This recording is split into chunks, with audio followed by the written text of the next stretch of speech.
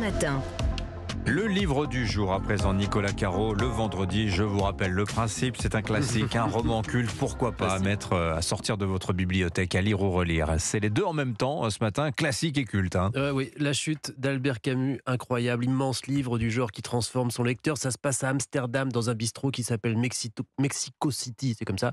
Il y a les deux hommes qui discutent, enfin, il y en a un surtout qui parle et l'autre qui écoute. Alors celui qui parle justement, c'est le héros et le narrateur. C'est Jean-Baptiste Clamence qui se présente comme juge pénitent. On ne sait pas trop ce que c'est, on le saura à la dernière page seulement.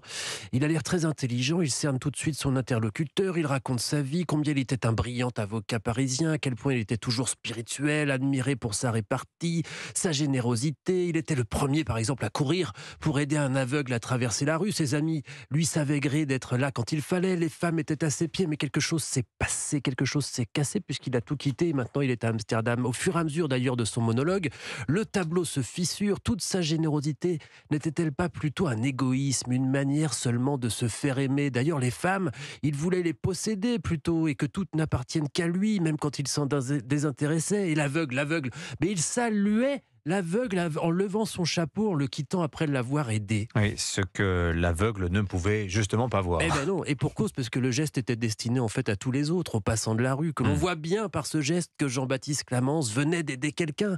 Et la prise de conscience de lui-même s'est faite petit à petit, et un événement a accéléré les choses. Il se promenait un soir dans Paris, en passant sur le pont Royal. Il voit une jeune femme comme ça au milieu du pont, sur le bord. Il passe, mais au fond de lui, il le sait qu'elle a dans l'idée sans doute de sauter. Il pourrait revenir sur ses pas, s'en inquiéter, mais non, il avance. Et soudain, il entend le bruit d'un corps qui tombe dans l'eau, puis un cri. Il s'arrête, mais il fait froid, il y a du courant, à quoi bon? Il se dit trop tard, trop loin. Il ne prévient même pas quelqu'un, il s'en va, et depuis, il traîne cette honte avec lui, il remet en cause toute sa vie et quitte tout. Belle contrition, oui, mais le portrait qu'il dessine de lui-même se transforme doucement au fil de la lecture, sans qu'on s'en aperçoive, en miroir pour l'homme qui l'écoute, mais aussi pour le lecteur, bien sûr. C'est un grand livre. Un livre pour ceux qui aiment le détail dans les émotions, pour ceux que les humanistes professionnels agacent également et qui ont envie de savoir ce qu'est un juge pénitent. Quelle expression. Merci beaucoup Nicolas Caro. Musique à présent, Omblin Roche, Norah Jones, la chanteuse pianiste est de retour, tout spécialement aujourd'hui pour le Black Friday. Oui, avec une compilation de ses plus belles rencontres musicales de ces derniers mois. 'Cause we got friendship, the kind that lasts a lifetime.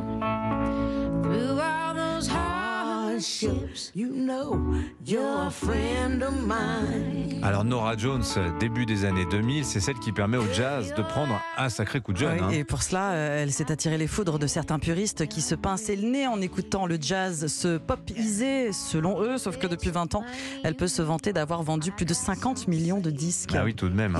Et elle continue à innover comme ça, Norah Jones? Absolument, voilà, un peu plus d'un an maintenant que la New-Yorkaise a lancé son podcast. Lors de chaque épisode, elle échange avec des artistes qui souvent sont très éloignés de son univers, des conversations qui se terminent par une chanson puisée dans le répertoire de l'invité. Écoutez, la voici aux côtés de Dave Grohl, le leader des Foo Fighters, jadis batteur de Nirvana. Norah Jones est au piano, Dave Grohl à la guitare. Ils reprennent le titre Razor des Foo Fighters. Sweet and divine. Razor, wind shine. Voilà, c'est tout doux, hein, ça s'écoute quand il fait froid dehors, c'est absolument merveilleux. Dave Grohl, donc. Norah Jones a reçu également la légende de la soul Mavis Staples, qu'on entendait un petit peu plus tôt. Ou Rufus Wainwright, vous retrouvez certains de ces duos sur un vinyle 33 tours coloré, en plus d'être déjà disponible sur les plateformes de streaming. Ça s'appelle Norah Jones Playing Along. Voilà, et quand elle sortait son premier album en 2001, les Français de FFF, eux, se séparaient. Ça ne nous rajeunit pas, ça, n'est-ce pas Fédération Vincent française de Trémollet? funk. Exactement, c'est de l'histoire ancienne, Fédération française de funk avec un O, De funk, oui, c'est exactement. vrai. Et ils reviennent avec l'album Ice Cream. Deviens fou, on pète les plombs. L'avenir va faire de nous des délinquants. Voilà, un bon son funk rock des années 90 délivré aujourd'hui par le chanteur Marco Prince, le guitariste Yarol Poupeau, fidèle musicien de Johnny Hallyday. 23 ans d'attente avant de pouvoir à nouveau bondir, transpirer avec le groupe FFF qui dit simplement il fallait juste que les planètes s'alignent. Un nouvel album donc et une nouvelle tournée dès le printemps prochain. Libérant des ports assassins. Nos vies s'enlisent, nos rires s'envolent, on ne craint plus la. Bon, la porte parfois ça a du bon de reprendre les choses au point où on les a laissées. La preuve avec FFF. Merci beaucoup Ambline Roche, merci Nicolas Caro.